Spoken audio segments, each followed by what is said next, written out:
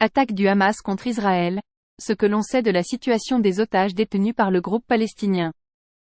Plus de 100 prisonniers sont aux mains du mouvement terroriste, selon le bilan communiqué dimanche par le gouvernement israélien. Le Hamas et le djihad islamique ont affirmé maintenir au moins 130 personnes en captivité. Les images de civils et soldats capturés ont tourné en boucle sur les réseaux sociaux et les médias israéliens.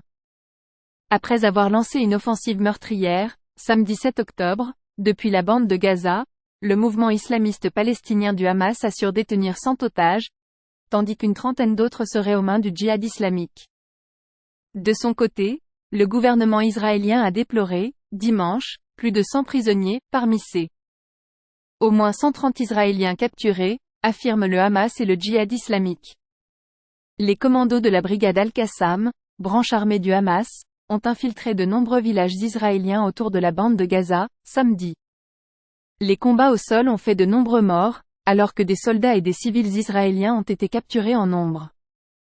Le gouvernement israélien a annoncé dimanche, dans une infographie publiée sur le compte Facebook de son bureau de presse, que plus de 100 prisonniers étaient détenus par le mouvement islamiste palestinien.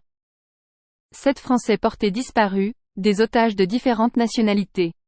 Alors qu'une Française a été tuée sur le territoire israélien, 7 ressortissants français restent portés disparus lundi, a appris le correspondant de Radio France à Jérusalem de sources diplomatiques.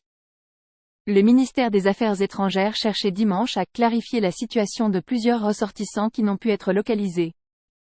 Un franco-israélien de 26 ans pourrait avoir été enlevé par le Hamas samedi matin dans le sud d'Israël, a affirmé le député Meir Habib, élu dans la circonscription des Français de l'étranger comprenant Israël. Participant au festival Tribe of Nova, la franco-israélienne Céline Ben David Nagar reste introuvable, lundi matin. Interrogé par BFM, son frère a assuré n'avoir aucune nouvelle de sa sœur, malgré toutes ses recherches. Si Céline est dans les mains du Hamas, qu'ils nous le disent, a-t-il témoigné. Le sort des otages, déterminant pour la suite du conflit. Interrogé sur France Info, le général Jérôme Pellistrandi explique que ces otages forment une sorte de bouclier humain pour le Hamas. Selon lui, l'armée israélienne se retrouve face à une situation quasiment insoluble sur le plan militaire, car frapper massivement la bande de Gaza met en danger les otages qui y sont détenus. Les derniers bombardements ont déjà causé la mort de 4 prisonniers de l'ennemi, ont affirmé les brigades Ezzedine Al-Qassam, la branche armée du Hamas. La communauté internationale réclame leur libération. La flambée de violence liée à l'attaque du Hamas a été condamnée par de nombreux gouvernements à travers le monde. Le chef de la diplomatie européenne, Josep Borrell, a par ailleurs dénoncé la prise en otage de civils et réclamé leur libération. Les nouvelles de civils pris en otage chez eux ou à Gaza sont effroyables.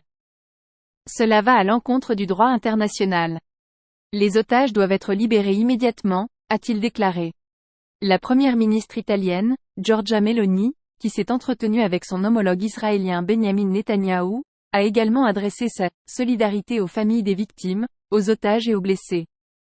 Les Émirats arabes unis se sont dit consternés par la capture de civils.